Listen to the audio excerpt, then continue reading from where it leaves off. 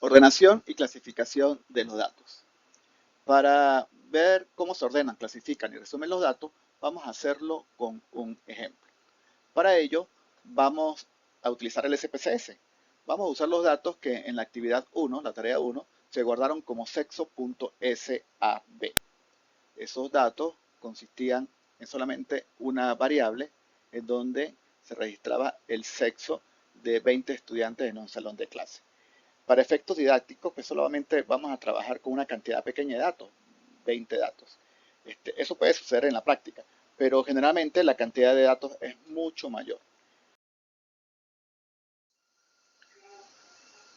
Con el SPSS podemos resumir estos datos originales, es decir, podemos ordenarlos, clasificarlos y agruparlos de una manera muy sencilla.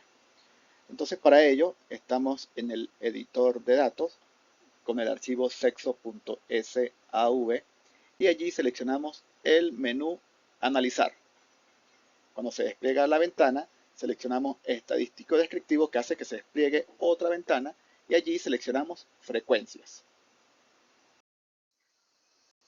Así aparece la ventana Frecuencia. Debemos seleccionar las variables a analizar. En este caso, nuestros datos contienen solo una variable, la variable sexo.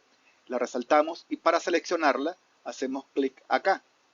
Al hacer clic acá, entonces aparece seleccionada la variable sexo como variable a analizar.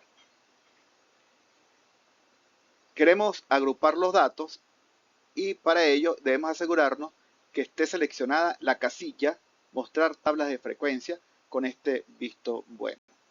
Así, ahora hacemos clic en aceptar. De esta manera, el resultado de este procedimiento que hemos aplicado en SPSS se puede ver en la ventana del visor de resultados.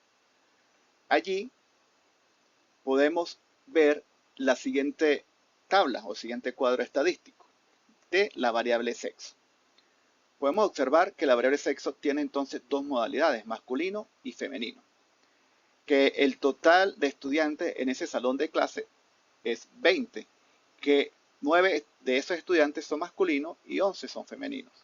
Eso lo podemos ver en la columna frecuencia. En la columna porcentaje podemos hacer una interpretación similar, pero en términos de porcentaje. Entonces, en este caso podemos decir que el 45% de los estudiantes de ese salón son del sexo masculino y el resto, 55%, son del sexo femenino. La columna porcentaje válido no aplica acá porque ella es útil cuando se tienen valores faltantes, que no es nuestro caso.